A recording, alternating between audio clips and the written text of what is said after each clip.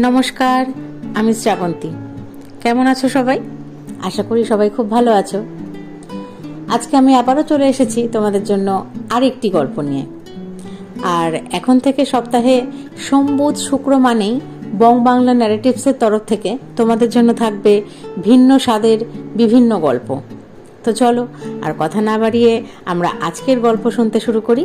চলো।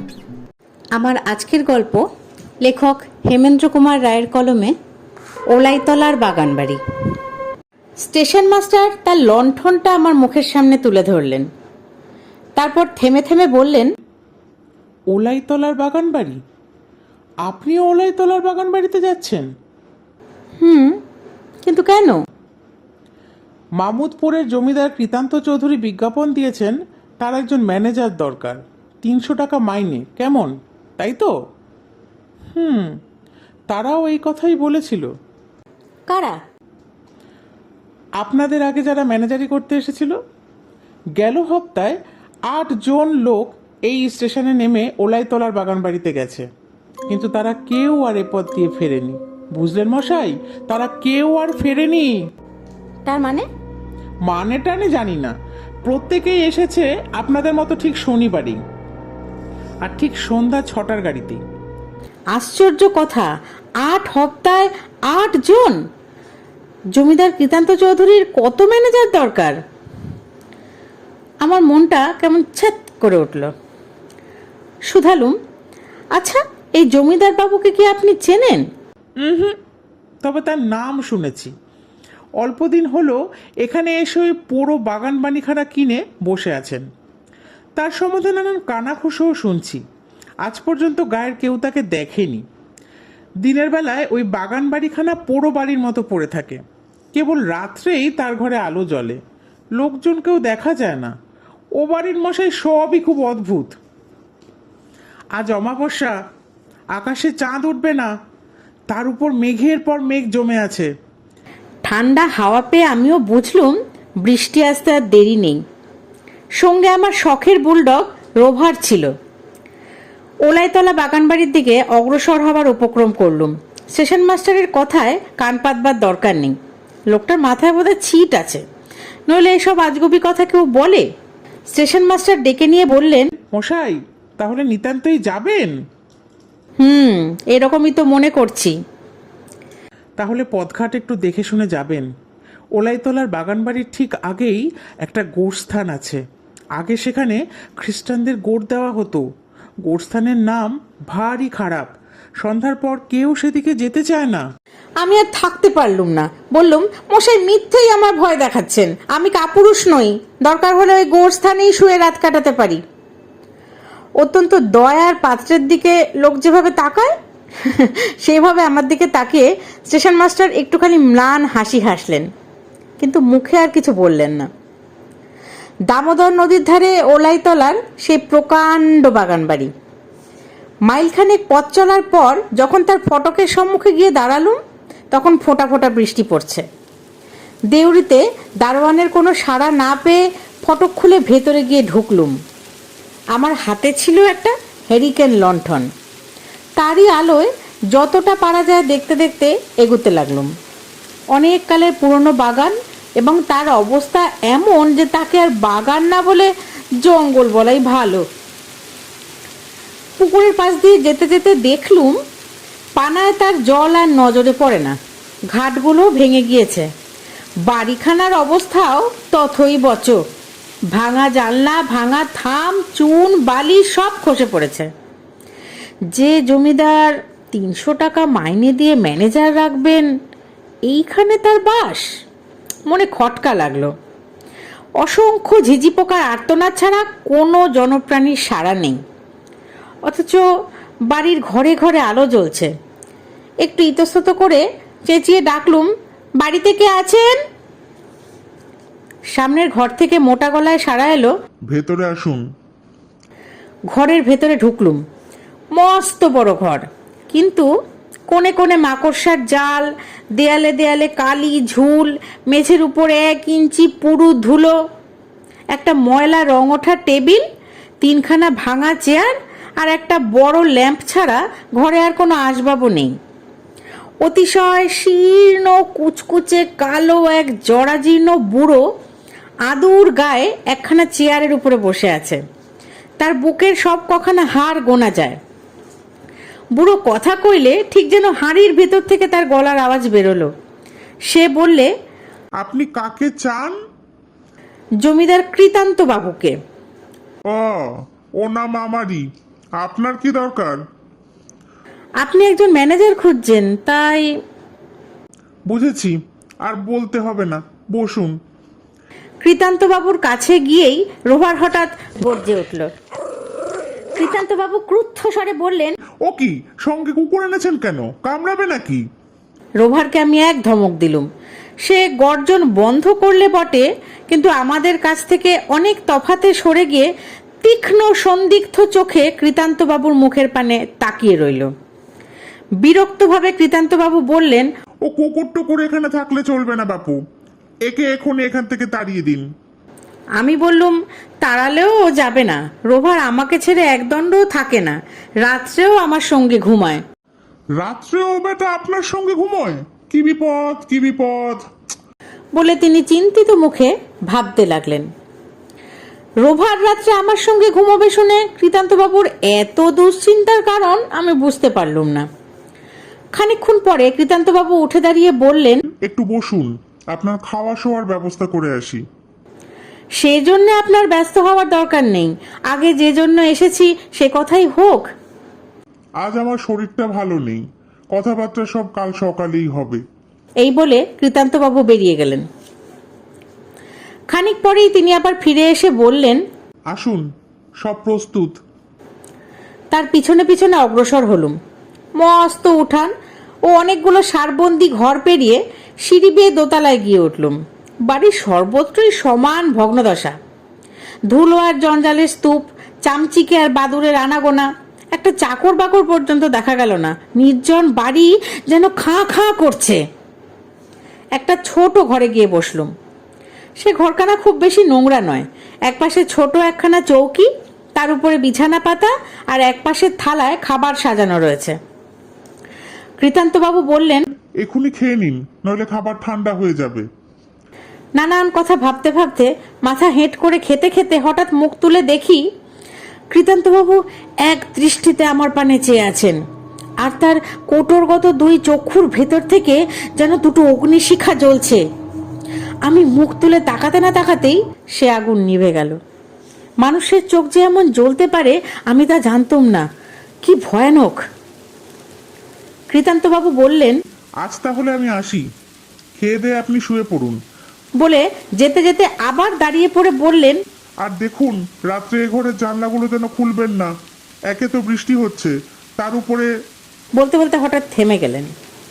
থামলেন কেন? কি বলছিলেন বলুন না। ওধারের জানলা খুললে গোরস্থান দেখা যায়। দেখা গেলেই বা? সেখানে হয়তো এমন কিছু দেখতে বা এমন কিছু গোলমাল শুনতে পাবেন, রাত্রে যা মানুষ দেখতেও শুনতে চায় না। আমি একটা তাচ্ছিল্যের হাসি হাসলুম।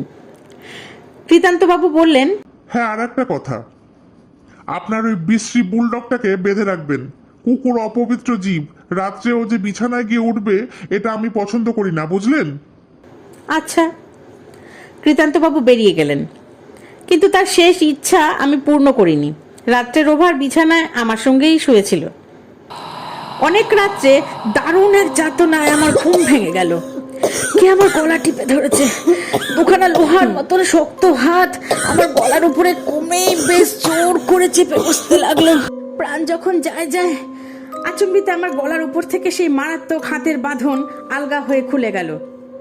তারপরে ঘরময় খুব একটা ছটাপটি হুড়হুড়ি শব্দ, কিন্তু তখন সেদিকে মন দেওয়ার আমার সময় ছিল না। গলা টিপার ব্যথায় আমি তখন ছটফট করছি। ব্যথা যখন একটু কমলো, ঘর তখন স্তব্ধ। তাড়াতাড়ি উঠে বসলুম। আলোটা নিভে গিয়েছিল, আবার জ্বাললুম, কিন্তু কে আমার গলা টিপে ধরেছিল? ঘরের ভিতরে সেও নেই, বিছানার উপরে রোভারও নেই। রোভার, রোভার বলে অনেকবার ডাকলুম, কিন্তু তার কোনো সাড়া পেলুম না। হাতের ঘড়ির দিকে তাকিয়ে দেখলুম রাত 1টা বেজে গেছে। দরজা দিয়ে বাড়ির ভেতর দিকে তাকিয়ে দেখলুম অন্ধকার যেন জমাট বেঁধে আছে। সে অন্ধকার দেখলেই প্রাণ কেমন করে ওঠে। সে অন্ধকার যেন জ্যান্ত কোনো হিংস্র জন্তুর মতন আমার ঘাড়ের উপর লাফিয়ে পড়বার জন্য প্রস্তুত হয়ে আছে। চট করে দরজাটা আবার বন্ধ করে দিলুম। ঘরের দরজাটা আগেই তো বন্ধ করে শুয়েছিলাম, কিন্তু যে আমাকে আক্রমণ করেছিল সে তাহলে কোন পথ দিয়ে ঘরে ঢুকেছিল? এদিক ওদিক তাকিয়ে ঘরের ভিতরে আর একটা দরজা আবিষ্কার করলুম। ঠেলতেই সেটা খুলে গেল। ভক করে একটা বিষম দুর্গন্ধ যেন আমাকে আচ্ছন্ন করে দিল। আলোটা তুলে ভালো করে দেখলুম, সে কি ভীষণ দৃশ্য! ঘরের মেঝেতে রাশি রাশি হাড়, মরার মাথার খুলি, রক্ত মাখা কাঁচা নাড়ি ভুড়ি চারিদিকে ছড়িয়ে পড়ে আছে। একদিকে একটা কাঁচা মরার মুন্ডু মাটির উপরে হা করে রয়েছে। উফ! দৌড় করে দরজাটা আবার বন্ধ করে দিলুম। এই আমি কোন পিশাচের খপ্পরে এসে পড়েছি? আমার দম যেন বন্ধ হয়ে আসতে লাগলো। তাড়াতাড়ি ঘরের জানলাগুলো খুলে দিলুম। বাইরে আকাশ ভরা অন্ধকারকে ভিজিয়ে হুড় হুড় করে বৃষ্টি পড়ছে, আর চকচক করে বিদ্যুৎ চমকাচ্ছে, আর বো বো করে ঝোড়ো হাওয়া ছুটছে। আর ও কি, বিদ্যুতের আলোতে বেশ দেখা গেল সামনে তাল গাছটার তলায় কে যেন দাঁড়িয়ে দাঁড়িয়ে নাচছে। ঠিক যেন একটা ছোট ল্যাংটো ছেলে। সে লাফিয়ে লাফিয়ে নাচছে আর গান গাইছে। গান হঠাৎ থেমে গেল, আবার বিদ্যুৎ চমকালো। ছোড়াটাকে আর তার তলায় দেখতে পেলুম না। কে? গায়ের কোনো ঘরহারা পাগলা ছেলে নয় তো? তাই হবে, কিন্তু সে বেয়ারা গান থামলে কি হয়? চারিদিককার এই আধার সমুদ্র মথিত করে আর কত রকমের আওয়াজে যে ঝোড়ো হাওয়ার সঙ্গে প্রলাপের মতো করে ভেসে আসছে। কখনো মনে হচ্ছে একদল আতুরের শিশু ট্যাঁ ট্যাঁ করে কাঁদছে, কখনো শুনছি আড়াল থেকে কে খিলখিল খিলখিল করে আসছে। মাঝে মাঝে কে যেন ঝমঝম করে মল বাজিয়ে চলে যাচ্ছে, আবার আসছে। থেকে থেকেই একটা আলে আনাগোনা করছে। তার আশেপাশে কারা যেন ছায়ার মতো সরে সরে যাচ্ছে। বাগানের কোথা থেকে একটা হুলো বেড়াল একবারও না থেমে কেবল চেঁচাচ্ছে ম্যাও ম্যাও ম্যাও। আজ কি এখানে রাজ্যের ভূত প্রেত দৈত্য দানব এসে জড়ো হয়েছে, না ভয়ে আমার মাথা খারাপ হয়ে যাচ্ছে? যা দেখছি যা শুনছি সমস্তই অলীক কল্পনা। হ্যাঁ, ও আবার কে? ঘরের দরজা কে ঠেলছে? আমার মাথার চুলগুলো খাড়া হয়ে উঠল। জানি না দরজার ওপাশে দাঁড়িয়ে কোন বিকট বিভৎস মূর্তি আমার জন্য অপেক্ষা করছে। আবার কে দরজা ঠেললে? আমার সমস্ত দেহ যেন পাথর হয়ে গেল। তারপরে আবার দরজার উপরে ঘন ঘন ঠেলা, আর সেই সঙ্গে ঘেউ ঘেউ করে কুকুরের ডাক। আহ, উফ, রক্ষে পেলাম। এ যে আমার রোভারের ডাক। ছুটে গিয়ে দরজা খুলে দিতেই রোভার এসে এক লাফে আমার বুকের উপর ঝাঁপিয়ে পড়ল। এই নির্বান্ধব ভুতুরে পড়িতে রোভারকে পেয়ে মনে হলো তার চেয়ে বড় আত্মীয় এই পৃথিবীতে আমার আর কেউ নেই। হঠাৎ রোভারের মুখের দিকে আমার চোখ পড়ল। তার মুখময় রক্ত লেগে রয়েছে। অবাক হয়ে ভাবছি, এমন সময় বাইরের বাগান থেকে অনেক লোকের গলা পেলুম। জানলার ধারে গিয়ে দেখি 6-7টা লণ্ঠন নিয়ে 14-15 জন লোক বাড়ির দিকেই আসছে। তাদের পোশাক দেখেই বুঝলুম তারা পুলিশের লোক, এবং তাদের ভিতরে সেই স্টেশন মাস্টারকেও যখন দেখলুম তখন আর বুঝতে বিলম্ব হলো না যে তিনিই থানায় খবর দিয়েছেন। মনে মনে তাকে ধন্যবাদ দিয়ে লণ্ঠনটা নিয়ে আমিও ঘর থেকে বেরিয়ে পড়লুম।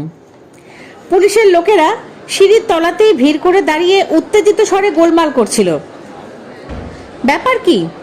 ভিড় ঠেলে ভেতরে গিয়ে দাঁড়াতেই দেখলুম জমিদার কৃতান্ত চৌধুরীর কুচকুচে কালো লিকলিকে রোগা হাড় বের করা দেহটা সিঁড়ির তলায় গড়াগড়ি দিচ্ছে। তার চোখ দুটো কপালে উঠেছে, এবং সে চোখ দেখলেই বোঝা যায় কৃতান্তবাবু আর ইহলোকে বর্তমান নেই, এবং কৃতান্তবাবুর গলদেশে মস্ত একটা গর্ত। তার ভেতর থেকে তখনও রক্ত ঝরে ঝরে পড়ছে। এতক্ষণে বুঝলুম রোভারের মুখে রক্ত লেগেছে কেন। তাহলে কৃতান্ত চৌধুরী আমাকে আক্রমণ করতে গিয়েছিল, তারপর রোভার তার টুটি কামড়ে ধরে এ যাত্রার মতো তার ভবলীলা সাঙ্গ করে দিয়েছে। স্টেশন মাস্টার দুই চোখ বিস্ফারিত করে বললেন, কিন্তু এ কি অসম্ভব কাণ্ড! ইন্সপেক্টর বললেন, কেন, কি বলছেন আপনি? স্টেশন মাস্টার কৃতান্ত চৌধুরীর মৃতদেহের উপর ঝুঁকে পড়ে ভালো করে তার মুখখানা দেখে বললেন, না, কোনো সন্দেহ নেই, এ হচ্ছে এ গায়ের ভুবন বসুর লাশ। ঠিক 2.5 মাস আগে ভুবন বসু কলেরায় মারা পড়েছে, কিন্তু কিন্তু তার দেহ দাহ করা হয়নি, কারণ তার লাশ চুরি হয়ে গিয়েছিল। তাহলে কেমন লাগলো? কি মনে হচ্ছে, কৃতান্ত চৌধুরী কি তাহলে সেই ভুবন বসুর লাশকে চুরি করে তার বাড়িতে রেখে দিয়েছিল? তাকে দিয়েই কি তাহলে ম্যানেজার রাখার নাম করে সবাইকে মেরে ফেলে সেই ঘরটাতে গুম করে দিচ্ছিল, যেখানে আমরা শুনলাম রাশি রাশি হাড় পড়ে রয়েছে, মাথার খুলি, কাঁচা মরার মাথা হা করে রয়েছে? কি মনে হচ্ছে তোমাদের? আমাকে প্লিজ তোমরা কমেন্ট করে জানিও, তাহলে আমিও বুঝতে পারবো তোমাদের কেমন লাগলো গল্পটা। আর যদি তোমার গল্পটা ভালো লাগে তাহলে প্লিজ আমাকে লাইক করো, শেয়ার করো আর সাবস্ক্রাইব করতে ভুলো না। তাহলে আবার বুধবার তোমাদের সামনে চলে আসবো নতুন আরেকটা গল্প নিয়ে। সবাই খুব ভালো থেকো, সুস্থ থেকো। আবার আরেকদিন দেখা হচ্ছে তোমাদের সাথে আরেকটি গল্প নিয়ে। ধন্যবাদ।